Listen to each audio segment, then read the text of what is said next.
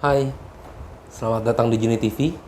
Nama gue Juni dan ini video pertama gue.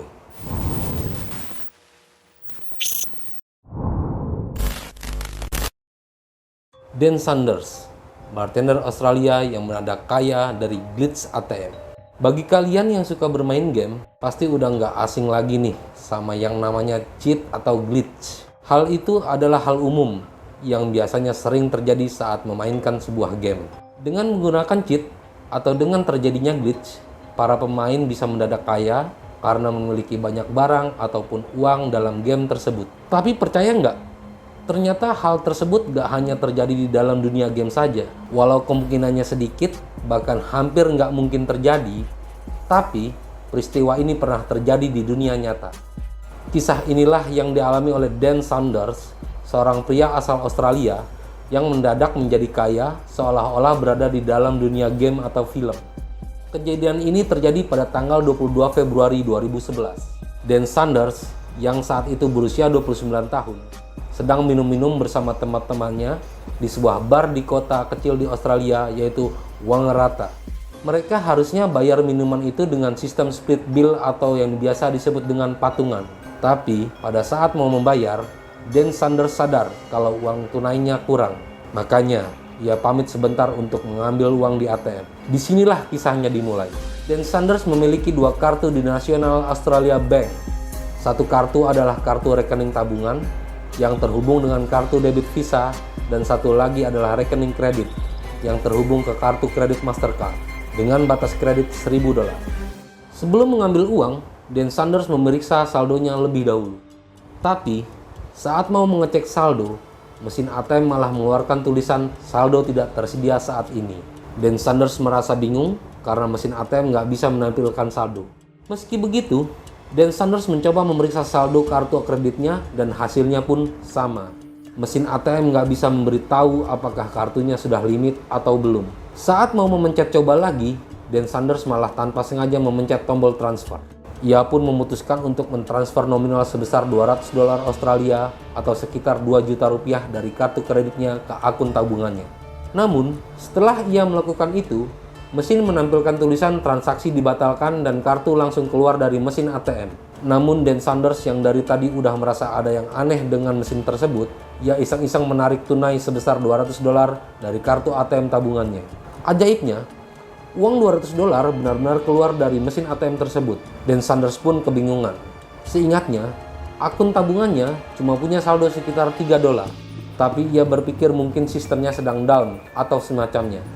Dan ia memilih buat nggak memusingkan hal tersebut. Ia pun kembali ke bar untuk membayar tagihan minumannya dan kembali melanjutkan acara minum-minum tersebut. Pada dini hari, selesai acara minum-minum dengan para temannya, dalam kondisi setengah mabuk, Dan Sanders pulang ke rumahnya. Dalam perjalanan pulang, Dan Sanders melewati ATM tempat ia mengambil uang tadi.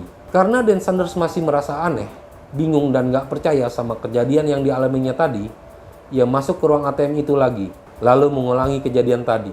Ia mentransfer $200 dari kartu kredit ke kartu tabungannya dengan proses yang sama seperti proses pertama tadi.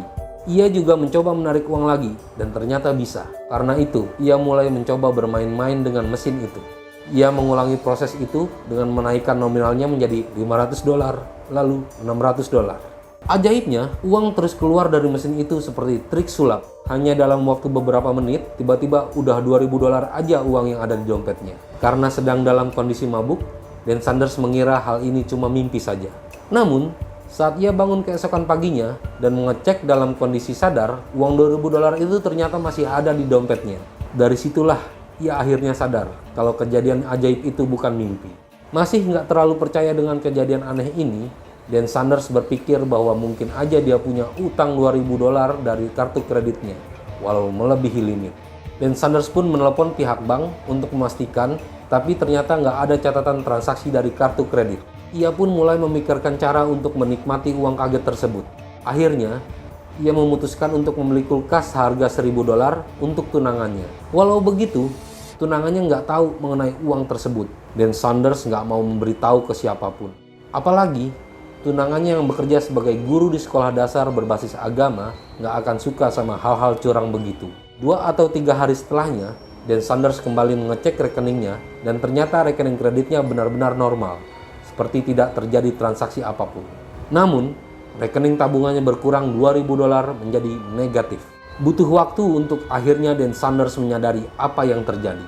Ternyata, alasan glitch tersebut terjadi adalah karena antara jam 1 sampai 3 pagi, ATM Nasional Australia Bank sedang offline atau terputus dari jaringan. Jadi, selama Dan Sanders mentransfer uang dari rekening kreditnya ke tabungannya antara pukul 1 hingga 3 pagi, dia bisa mendapatkan uang sebanyak yang dia inginkan. Karena ada keterlambatan 1 hari pada uang yang dikeluarkan ATM dan saldo yang sesungguhnya, jadi Dan Sanders membuat sebuah trik. Jika subuh ini ia mentransfer $2.000 dari rekeningnya dan menarik tunai uang tersebut pada siang harinya, pada subuh berikutnya ia harus mentransfer 2 kali lipat, yaitu sebesar $4.000, sehingga pada siang harinya ketika saldo telah diperbaiki, nominalnya nggak akan menjadi negatif atau minus. Beberapa minggu kemudian, Dan Sanders pergi ke bank memastikan apakah dirinya bakal kena masalah. Ternyata, teller mengatakan dengan santai kalau saldo tabungannya $1 juta. Dengan uang kagetnya itu, Dan Sanders terjerumus ke dalam dunia perjudian dan menjadi kecanduan. Ia melakukan perjudian tersebut di bar tempatnya bekerja. Seiring waktu, bosnya menyadari ada aktivitas yang mencurigakan. Ia pun ketahuan melakukan perjudian yang gila dan akhirnya dipecat. Beberapa jam kemudian, Dan Sanders mendapat pesan dari tunangannya yang mengatakan kalau tunangannya itu tidak mengerti apa yang sebenarnya terjadi dengan Dan Sanders. Pokoknya dia mau hubungan mereka cukup sampai di situ saja. Dan Sanders menyadari bahwa itu adalah awal dari malapetaka yang menimpanya. Untuk mengusir rasa sedihnya karena ia tahu nggak akan bisa mengembalikan uang yang dihabiskannya selama ini, maka ia memutuskan untuk sekalian saja berfoya-foya, menikmati uang dari ATM yang mana dia dapatkan dengan gratis. Dengan uang yang dimilikinya sekarang, ia memesan kereta api ke Melbourne dan menginap di Crown Towers, hotel berbintang 5. Ia membuat pesta besar-besaran dan mengundang banyak orang. Tujuan dia waktu itu supaya setiap hari terasa lebih baik dari hari sebelumnya. Dia dan teman-temannya berkeliling dengan limosin, memesan 3 atau 4 kamar hotel untuk pesta besar, bertaruh judi di kasino, menginap di resort Emirates, makan daging sapi Jepang Mayura, dan kaviar beluga, dan menghabiskan $90.000 untuk sebuah jet pribadi untuk membawanya dan teman-temannya ke Bali. Dan Sanders mengaburkan uangnya untuk membeli pakaian desainer, restoran mahal, pengawalan, dan suite hotel presiden. Sisi baiknya, ia melunasi pinjaman mahasiswa untuk dirinya dan teman-temannya, dan mengirim seorang wanita ke Paris untuk belajar bahasa Perancis. Ia merasa senang bisa mewujudkan keinginan orang. Ia menyadari bahwa kehidupannya saat miskin dulu berbeda dengan saat kaya. Saat ia kaya, semua orang datang menghampirinya seolah-olah membutuhkan dirinya. Banyak teman laki-laki yang tiba-tiba berubah menjadi ramah dan menawarkan investasi atau join bisnis. Ia juga menyadari banyak perempuan yang tertarik padanya saat melihat saldo rekening di ATM-nya. Hal itu membuat kepercayaan diri Dan Sanders meningkat sebagai orang kaya baru. Dia hidup seperti raja, menghabiskan sekitar $40.000 per hari. Mendadak menjadi kaya tentu membuat teman-teman Dan Sanders curiga. Ia pun memberitahu teman-temannya tentang insiden ATM itu. Beberapa temannya menentang hal itu, tapi beberapa teman lainnya mendukung hal tersebut dan bahkan menyuruh Dan Sanders supaya berbuat hal yang lebih gila lagi dengan uang tersebut. Saat keluarga dan orang yang nggak begitu dekat sama dia nanya, ia bakal jawab kalau dia bankir investasi atau kerja di real estate. Dan Sanders berpikir orang-orang tersebut nggak benar-benar ingin tahu dari mana datangnya uang Dan Sanders. Mereka cuma sebatas tahu kalau Dan Sanders orang kaya.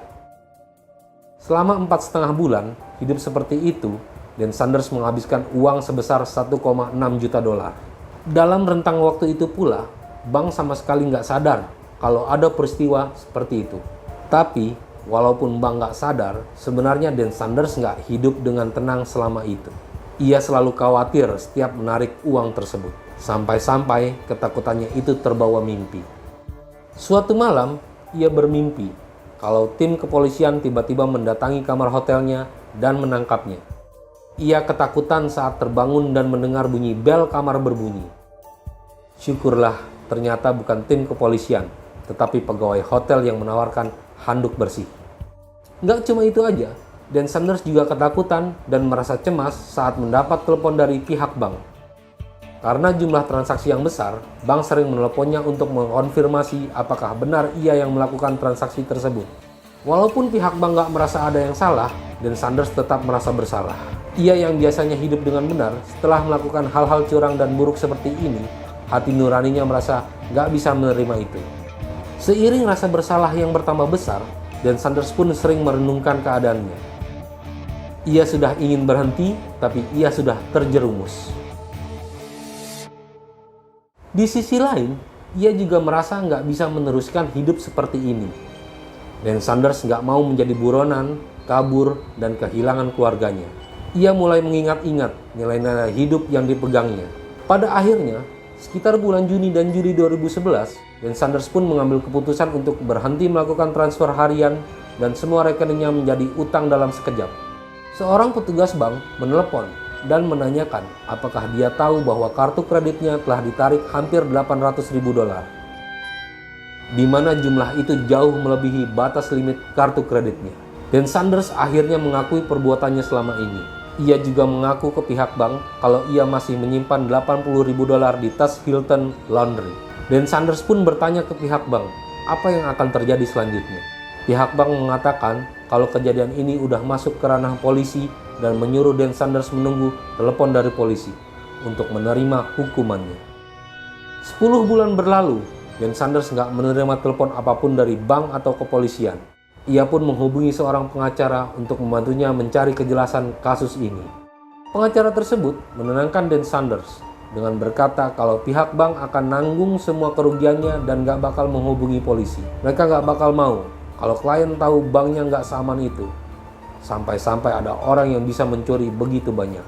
Tepat 2 tahun setelah ia berhenti melakukan transfer harian, ia masih dihantui rasa kecemasan karena perbuatannya. Ia mengalami gangguan kecemasan yang tak kunjung membaik dan dia pun mendatangi psikiater yang bagus.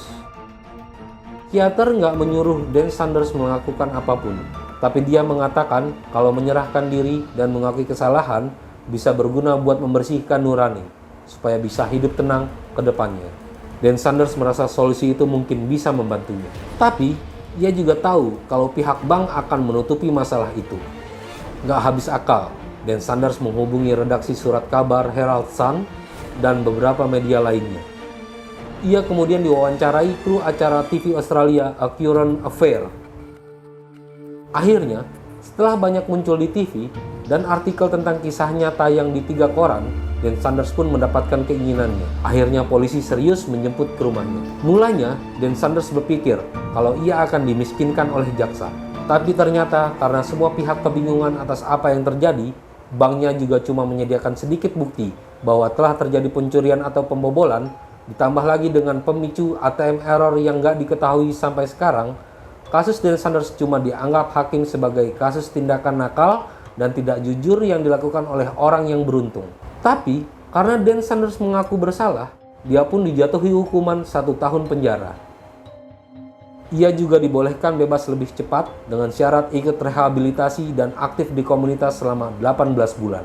Pada Mei 2016, Dan Sanders bebas dan kembali menjalani kehidupan sebagai bartender.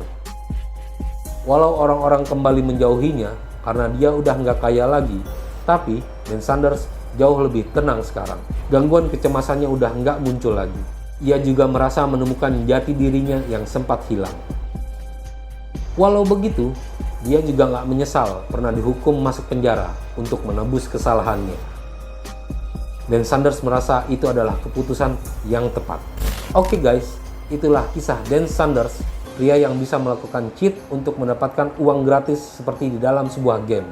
Insya Allah kita ketemu lagi di video selanjutnya. Nama gue Juni, jangan lupa subscribe, like, komen, share, dan tekan tombol loncengnya. Bye!